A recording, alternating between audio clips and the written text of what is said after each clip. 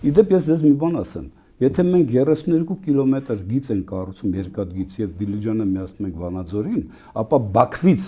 ուշադրություն դարձրեք մինչեւ Ղարս դառնում է 600 կիլոմետր, դա 226 կիլոմետր ավելի կարճ է, քան Բաքու Թբիլիսի Ղարսը։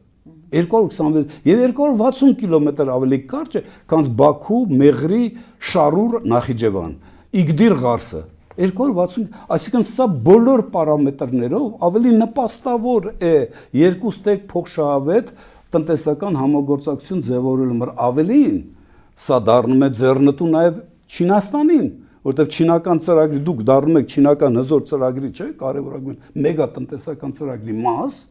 կարևորագույն օղակներից մեկը եւ ուստի Չինաստանը իր տնտեսական շահերից, իր ռազմավարական հետաքրքրությունից ելնելով ակամայից կամա թե ակամա դառնում է նաև ձեր անվտանգության երաշխավորը։ Սա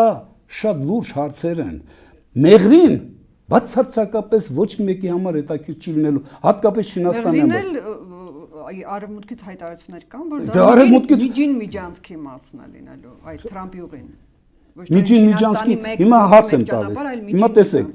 միջին միջանցքի մաս ավելի շուտ կարող լինել իմ նկարագրած Բաքու, Ղազախ, Իջևան, այդ գիծը, որը կրկնում եմ ընդամենը 600 կիլոմետր եւ 226 կիլոմետր մնացածից շատ կարճ։ Թե ձեր նկարագրած, ասենք թե Բաքու իհարկե շատ լավ կլինի, որ ձեր ասածները ուրեմն շատ լավ, հետաբար ես ճիշտ եմ հասկանում, որ դուք էլ եք այն կարծիքին, որ տրիպի այսքան ջանք ու երան պետք չէր թափել ապացուցելու ժողովրդին, որ մեղրիով երկաթգծի անցկացումը մեզ շատ օգտակար է, փոխարենը այդ ջանքի կեսը պետք էր ներդնել եւ օգտագործել Բաքու, Ղազախ, Իջևան, Դիլիջան եւ այլն այդ գիծը բացել։ Այս ուղղությամբ մեր իշխանությունները մատը չեն խփել։ Մատը չեն խփել։